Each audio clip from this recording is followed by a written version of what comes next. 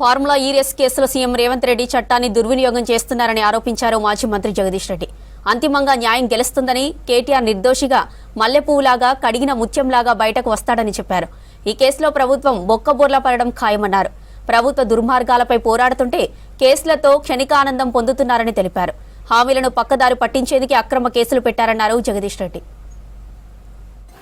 రైతు భరోసా పథకం విషయంలో ప్రభుత్వం చేసిన మోసాన్ని ప్రక్కదారి పట్టించడానికి, రైతులలో ప్రజల్లో ఆ చర్చ రానియకుండా చేయడానికి ఈ రాష్ట్ర కాంగ్రెస్ ప్రభుత్వం చేసిన డైవర్షన్ పాలిటిక్స్లో భాగంగా పెట్టబడ్డ ఓ చెత్త కేసు ఫార్ములా ఈ కేసు.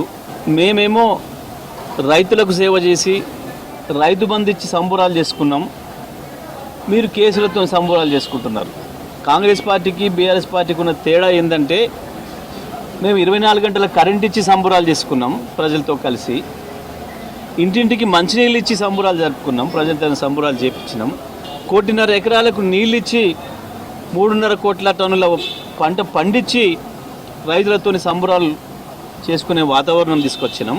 కానీ పాపం రేవంత్ రెడ్డి ఆయన అనుచరులు మా నాయకుల మీద ఎవరైతే ఈ ప్రభుత్వ దుర్మార్గాలకు వ్యతిరేకంగా పోరాటం చేస్తున్నారో, ప్రజలకు అండగా నిలబడుతున్నారో, మీ చేత దారుణంగా దోపిడీకి మోసానికి గురవుతున్న ప్రజలకు అండగా రక్షణగా నిలబడుతున్నారో వాళ్ళపైన కేసులు పెట్టి పాపం సంబురాలు చేసుకొని క్షణికానందం, శునకానందం, రాక్షసానందం పొందుతున్నారు. మీ ఆనందాలు కొన్ని క్షణాలే ఉంటాయి. తప్పకుండా న్యాయమే గెలుస్తుంది, అందులో సందేహం లేదు.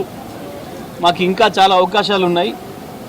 ఒకవైపు లీగల్గా చట్టపరంగా ఉన్న అవకాశాలని వినియోగించుకుంటూనే, మరొక వైపు ప్రజాక్షేత్రంలో మిమ్మల్ని ఎండగడతాం, మిమ్మల్ని దోషులుగా నిలబెడతాం, ప్రజల చేతనే మీకు శిక్ష వేపిస్తాం, అందులో సందేహమేం లేదు.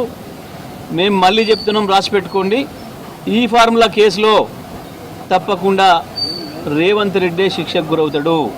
రేపటి నాటికి చట్టాన్ని పూర్తిగా దుర్వినియోగం చేసి, లేనివి సృష్టించి, ఒకరిద్దరు తాబేదారులైన అధికారులను అడ్డం పెట్టుకొని మీరు చేస్తున్న కుట్రలు, కుయుక్తులు, మీ పన్నాగాలు ఎంతకాలం సాగవు. న్యాయమే గెలిస్తుంది, అందులో సందేహం లేదు.